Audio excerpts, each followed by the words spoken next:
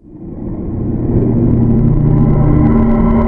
Midnight Food Truck, New Orleans, Louisiana. In the warm, sticky night of New Orleans, Louisiana, a girl named Taylor Mitchell sat at her kitchen table making a face at her dinner plate. "Mom, you made zucchini casserole again," Taylor groaned, pushing the plate away dramatically. "You know I hate zucchini. Like genuinely hate it. It tastes like sadness." Her mother, Linda Mitchell, looked up from the stove with the expression of a woman who had heard this exact complaint approximately 400 times. "Taylor Marie Mitchell," Linda said in that specific tone that meant the conversation was over. "There are children in this world who would be grateful for that meal. You will sit down and you will eat it, and you will not say another word about zucchini." Taylor ate, slowly, painfully, with the expression of someone being asked to do something genuinely heroic. When she finally pushed back from the table, she looked at the clock. 11:45 p.m. The whole neighborhood was dark and quiet.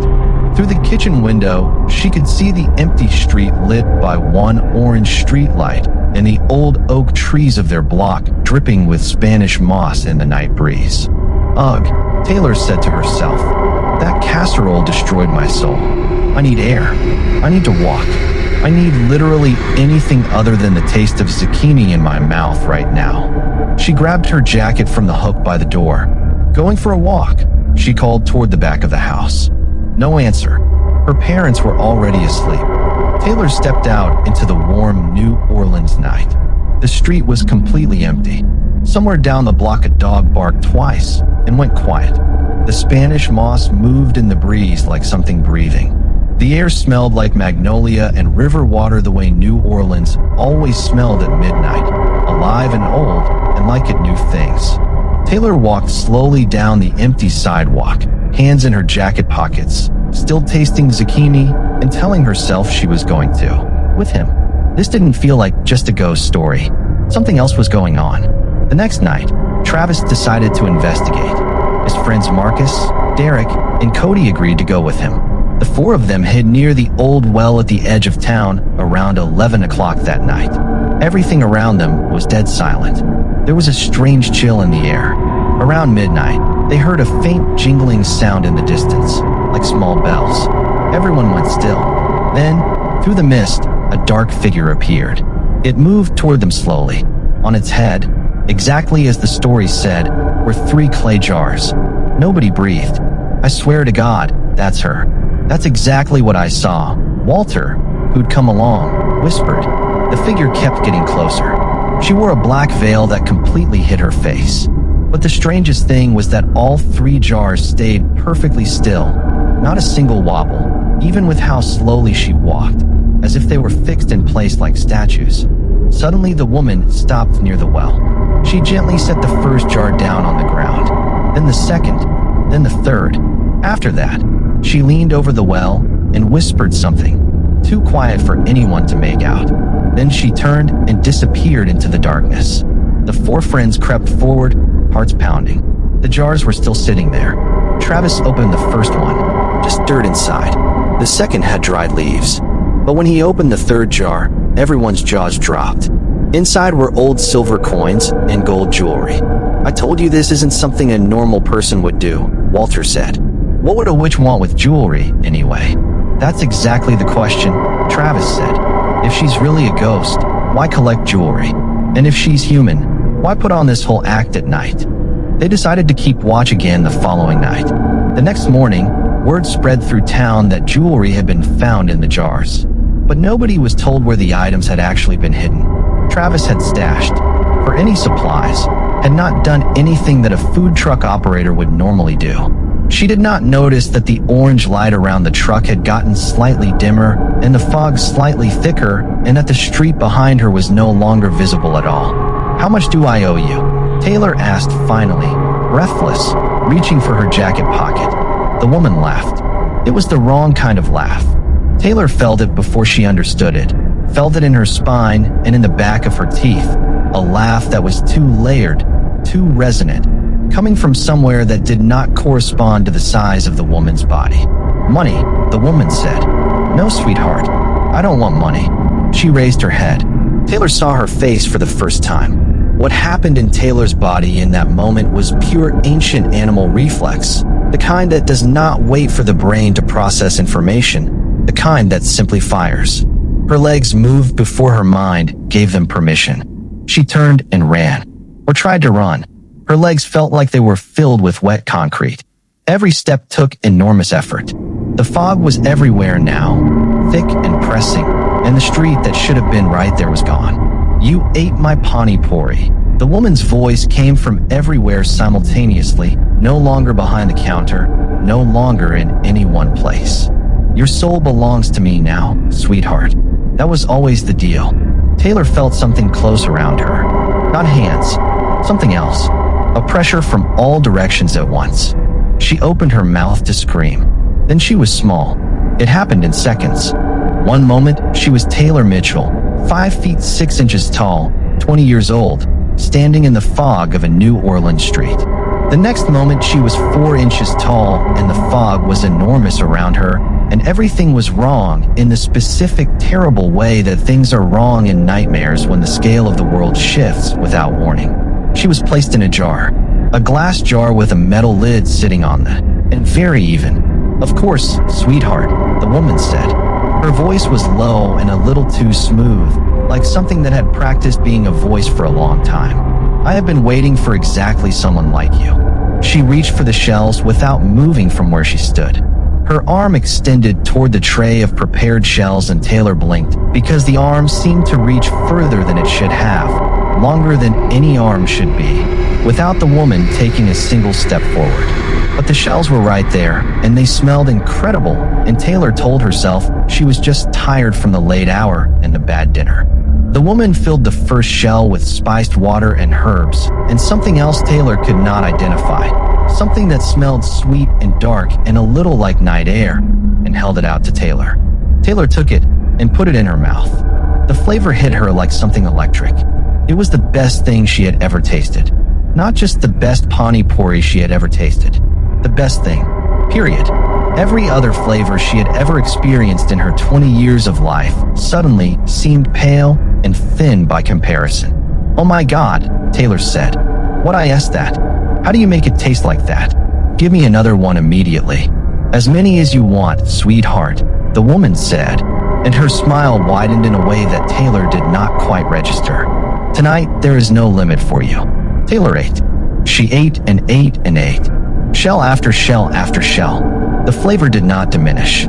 If anything, it intensified with each one, pulling her deeper into a kind of fog that was different from the river fog, thicker and sweeter and closer. She lost count somewhere around the 12th shell. She stopped caring about counting somewhere around the 15th. She did not notice that her hunger was not decreasing. Every shell she ate made her want another one more urgently than the last. She did not notice that the woman behind the counter had not moved once, had not reached. He couldn't hold back anymore. "Tell me something. Why is this diner open at 2 in the morning in the middle of these woods? Who even comes here?" Everyone went silent after his question. The lantern flame flared once, then dimmed. "Son, the people who come here are the ones who've lost their way, and the ones the night itself has called for. Nobody called me here. My grandfather called me." The man on the bench smiled again, faintly. Ethan was starting to feel genuinely strange now. An unnamed fear had settled into him. Suddenly, a gust of wind blew through outside. The lantern shook violently, and at that exact moment, from somewhere behind the diner, came the faint sound of a woman crying. The cup nearly slipped from Ethan's hand. He turned, startled, toward the dark woods behind them. What was that sound? Who's out there? Is someone crying? For a moment, silence fell over the diner again. "Son, the dark of night carries a lot of sounds. Not every sound is real. But sir, I heard it clearly. Someone was crying. Sometimes a tired mind makes its own sounds. Maybe it was just your imagination." Ethan looked back again. There was nothing now but darkness. Deep, silent, terrifying darkness. The wind picked up again. The tree branches swayed as if someone were hiding among them, laughing softly. Ethan grabbed his bag quickly. "No, I should get going. My grandfather will be waiting. Millbridge is straight ahead from here, right?" The old man said nothing, Just point it silently down the path ahead. Walk straight ahead, but don't look back. Ethan paused for a moment. But why? What happens if I look back? Because some things can only be seen from behind. Ethan's throat went dry. He didn't say anything else. He just walked quickly out of the diner. The night had grown even deeper. Ethan walked fast, the sound of that crying still echoing in his ears. Several times he felt as though someone was walking behind him. But remembering the diner owner's words, Puri, Jasmine said, already walking toward it. Maya followed, muttering. The woman behind the counter watched them approach with that too still watchfulness. When they reached the window, she smiled with all those very white, very even teeth. Two beautiful young women, the woman said. What a wonderful night. Can I interest you in? Stop. The voice came from inside the truck. Small, desperate, pressing against glass. Stop. Do not eat anything. Please, listen to me. Do not eat anything she gives you. Walk away right now. Walk away. Jasmine and Maya both froze. What? Jasmine said. What was that? The woman behind the counter moved very fast. A cloth appeared over the shelf where the jars sat, dropping over them, cutting off the voice. She smiled again as if nothing had happened. The pipes in this old truck, the woman said smoothly. They make all kinds of noises at night. Now, first shell is on the house. I heard a voice, Maya said. She was not moving. She was looking at the cloth-covered shelf. Jazz, I heard a voice. So did I, Jasmine said quietly. Something in the fog shifted. Something in the orange light flickered. Maya was looking at the woman's feet, and she had stopped breathing because the woman's feet were not on the floor of the truck. They were hovering 3 inches above it. The truck itself, Maya suddenly realized, was not making contact with the asphalt of the street. It was floating, just barely, just enough to be wrong. Jazz, Maya said in a very controlled voice. We need to leave right now. I know, Jasmine said in the same voice.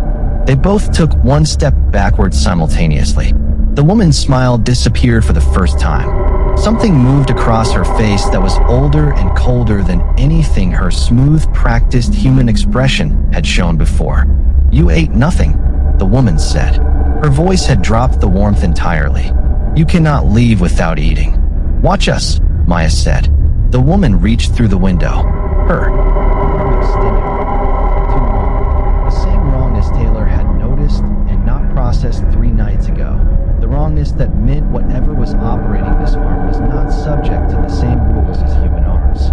Maya grabbed Jasmine's wrist and ran. Behind them, the truck began to move. Not on wheels. It lifted and turned, and the orange light intensified, and the fog thickened, and the woman's voice came from everywhere at once, from the fog itself, calling after them in that smooth, practiced tone that was no longer smooth at all. Maya's hand went to her neck. She had been wearing the same gold cross necklace since her grandmother gave it to her at her confirmation 14 years ago. She had never taken it off. Not once. She tore it off now. She spun around and threw it directly at the truck. The sound the thing made when the necklace hit, it was not a human sound. It was a sound that had no business existing in the ordinary world. A sound that belonged to something much older than New Orleans, older than Louisiana, older than the country built on this land. It came from everywhere and from nowhere, and it made every dog in a 6-block radius start howling simultaneously. The truck convulsed. The orange light went red, and then white, and then went out entirely. The jars on the shelf shattered, and from the darkness where the truck had been, 8 figures appeared on the street, full-sized, human-sized, standing in the fog of Magazine Street at midnight, blinking at the ordinary world like people coming out of a very dark room to say goodnight. Some of them were crying. Some of them were completely silent. One of them, a girl in a jacket with her hair in a ponytail, looked at Jasmine and Maya with an expression of such complete relief that it was almost painful to see. I thought no one was ever going to hear me, Taylor Mitchell said. Her voice was shaking. I have been in that jar for 3 days yelling at everyone who came to that truck, and everyone just ate the pani. Exactly what you needed in a friend. And when the time was right, she gestured at the classroom around them. Here you are, fearful face. Brianna spoke first. Her voice was very quiet and very direct. Cassandra, you wanted to be a teacher. I am a teacher. Then you know that what you just described isn't teaching, Brianna said. You trapped us. You deceived us. You used a year of fake friendship as a tool to imprison two people. Is that really the school you wanted to open? Broken heart. Cassandra said nothing. You said you wanted to teach kids who couldn't afford the opportunities they deserved, Maya said. You wanted to give people something. That was your dream. Keeping us here against our will. That's not giving anything to anyone. That's just taking. That's what those men did to you. Crying face. The silence in the underwater classroom was absolute. Something moved across Cassandra's face. Not anger. Not the cold control she had been maintaining. Something older and more human and much more painful. Broken heart. I was so angry, she said. The steadiness in her voice was gone. For so long. I did everything right. Everything. I worked for every single thing I had, and they took it in 30 seconds. And nothing happened to them. Nobody came. Nobody cared. And I was down here and I was so. She stopped. Her hands, which had been clasped neatly in front of her, were pressed flat against the desk now. Pressed down, like she needed the weight of something real. I lost myself, she said. I got so angry that I stopped being who I was, and I didn't even notice it happening. Crying face. Maya crossed the room. She sat in the student's desk directly in front of Cassandra's teacher's desk, like she was in class. Then find your way back, Maya said. You said you wanted to build something. You wanted to give people something. You built all of this. She looked around at the impossible underwater school with its chalk-smelling corridors and its two attentive students and its black-windowed classrooms. That's Nightwalker, the next person hungry enough to stop. The end ghost.